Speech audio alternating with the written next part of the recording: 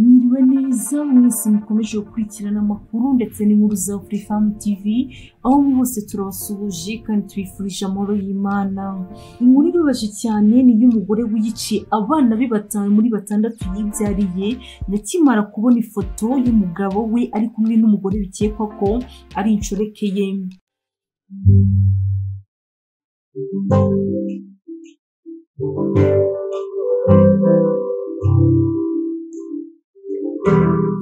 Umugore witwa Christian K w'imyaka 28 yishe aniza abana 5 muri 6 yibyariye nyuma yo kubona ifoto y'umugabo we ari kumwe n'undi mugore bikekwa ko ari inshoreke ye. Uyu wakatiwe gufungwa burundu nyuma y'aho urukiko rumuhamije icyaha cyo kwicira abana 5 mu nzu yabagamo ahitwa Songene mu Budage kuwa 3 Nzeri 2020. Demira itangaza ko umushinjacyaha yabwiye urukiko rw'akarere rwa Wupato ko uyu mugore yafashe umwana we witwa Melina w'umwaka umwe, Leonce w'imyaka 2, Sophie w'imyaka 3, Timo w'imyaka 6 na Ruko w'imyaka 8 akabamirisha nyiri mu rwogero bakabura umwuka bagapfa. Gakimara gukora ibyo, Christian yafashe imirambo y'abo bana ayishyira mu mashuka abaryamisha mu buriri bwabo. Umwana w'umuhungu w'imfura y'imyaka 11 ni yari muri urwo rugo arusimbuka atyo. Uyu mugore ariko mbere ngo yo gukora ibyo yari yabanje kwandikira umugabo we ko atazongera kubona ku bana be.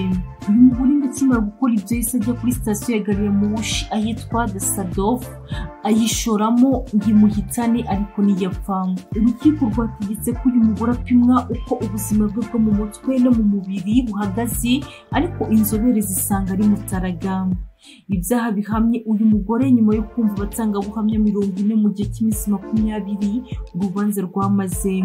Ubwo yireguraga, Christian K yavugaga ko hari umuntu atazi wajiwe mu rugo akamuboha akamuhatira kwandikira umugabo we ubutumwa nyuma akica abo bana, ariko ngo ibi ntabwo urukiko rwabihaye agaciro. Indi nkuru ibabaje cyane ni y'umusaza w'imyaka hafi 60 wafatiwe mu cyo ari gusambanya umwana muto cyane w'umukobwa.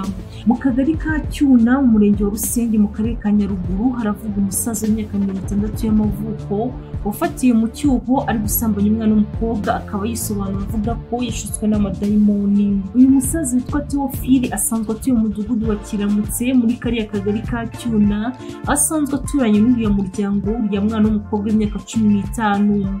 Sibomana Emmanuel usanzwe ari umuyobozi ushinzwe umutekano muri uriya mudugudu wa Kiramutse avuga ko urugo rw'uriya musaza rwegeranye n'ubw'umuryango w'uriya mwana w'umukobwa. Uriya musaza wese atabwa muri yombi ubu akaba afungiye kuri station y'urwego rw'igihugu rw'ubugenzacyaha RIB ya Kibeho, mu gihe uriya mwana w'umukobwa wese ajyanwe mu bitaro kugira ngo ahabwe ubutabazi bw'abakorewe ririya hohoterwa. Uyu muyobozi w'umutekano Sibomana Emmanuel avuga ko ubwo bariya bafatwaga uriya mwana w'umukobwa yavuze ko yasambanyijwe n'uriya musaza ubwo yari agiye gutira nanjoro yo kwahira ubwatsi bw'amatungo. Ati ariko umwana yatangiye kurira yumvisha iwabo bagiye kubimenya ko bari basanganywe ngo bamaze umwanya munini mu nzu kandi umwana atarataka. Uriya musaza ubwo yafatwaga nigeze ahakana icyaha, ahubwo yavuze ko hari amadayimoni yamuteye gukora ariya mahano. Uriya musaza kandi yatahuwe ubwo yatahurwaga n'umugore we basanze ari gukorana imibonano mpuzabitsina n'uriya mukobwa. Icyakora amakuru avuga ko uriya musaza n'uriya mukobwa bari basanzwe baryamana, ariko uriya mwana w'umukobwa akaba yaritakishije ku bwende kuko yumvaga bamaze gutahurwa. Murumva ko ni ibintu bitoroshye, ni ibintu biteye urujijo kandi biteye n'isoni kubona umusaza w'imyaka 60 ni nkaho ari umwana yababereye nkaho ari sekuru cyangwa se. Ni ibintu biteye agahinda, ni ibintu biteye isoni. Imana niyo yonyine yo kwidukiza. Murakoze, mukomeze mudushyigikire mukanda like na subscribe ku batarabikora, munadukurire share ku nshuti zanyu. Muramukoze cyane, Imana ibahe umugisha, turabakunda.